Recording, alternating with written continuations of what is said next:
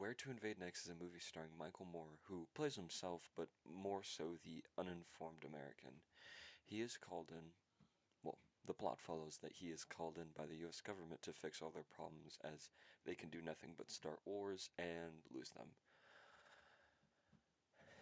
The way he decides to fix the US government is by invading other countries and taking their best ideas. I consider by the end of the film that the name Where to Invade Next is almost tongue-in-cheek, because by the end of the film, Michael Moore discovers that all these great ideas that he's trying to take from other countries have their origins in America. But that being said, is it really fair to judge America by these different cultures? After all, they do have different values. The biggest culture shock, or intense feeling of confusion when experiencing another culture I had throughout the film was in the Tunisia section, especially when the woman was talking about the man who lit himself on fire and died. All I could feel was almost a disgust about the way she was talking about him, like she was being disrespectful to this man who had died. The more I watched, the more I realized that it was a celebration of what he did and what he was fighting for. He was a symbol of the revolution to them. He was an inspiration.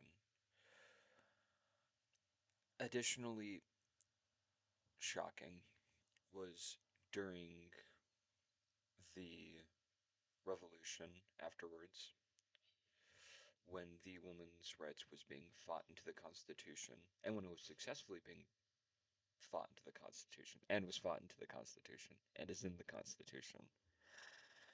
The main political leader who opposed it offered to step down, citing that it was the democratic way and that power wasn't everything. I found this incredibly profound, since in American politics, power is usually everything. But I do realize in retrospect that there are cultural influences in both US and Tunisia that affects these values. Tunisia is coming off a revolution for democracy. There will be a heightened sense of what democracy should be and what it represents. While the US is 200 years removed from its revolutionary ideas, there is still a consistent flow, but there's not that active fight for it. All of what I just described was my realization of cultural relativism, or the fact that the concepts and moral values are to be understood within one's own culture than experiencing it through another. My other culture shock in the movie was during the German section. Within German culture, it is shown that it is very important not to forget the worst of their past, that being Nazis and the Holocaust. At that point, they were the exact model of extreme ethnocentrism. Ethnocentrism being the idea that one's culture is superior and better to all others. But they have now taken a more reflective state, that they are not a culture superior to others. I contrast this with America, where I personally have never been sat down in a class and shown the ships that slaves were taken to this country from. I was shown the cotton gin, but I was never shown the slave labor that was used to pick it. Never the Trail of Tears or any of the other horrible things that the United States government did to relocate and remove Native Americans from territories that we wanted to conquer. It is possible that I was shown these and have merely forgotten, but I cannot think of a definitive moment or image that I know these events from, only the idea of them, which I think shows an emotional disconnect from the US public to these events and to these ideas. It is something we are shamed to talk about, and it creates a culture where we do not engage with it, and therefore have never think about it and its consequences and how it can repeat again. All that most kids are taught is that we overcame it and America is great. In Slovenia, we are shown the free post secondary education that is offered to not only just the citizens of the country, but I think a more distinct image is shown when they are talking about the Slovenian government trying to impose student tuition and the students' protest to which resulted in the government being stopped long enough to reset it and have another election.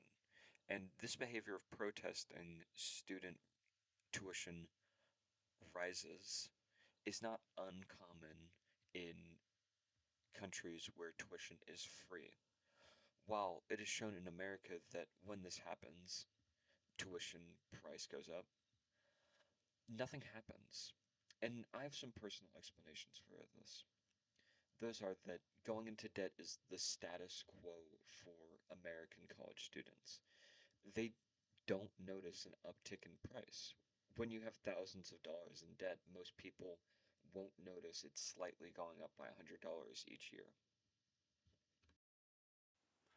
Often the quality of education you get in the US is based on your class. Yet a better education can get you out of a social class. This leads to a stagnation in social mobility.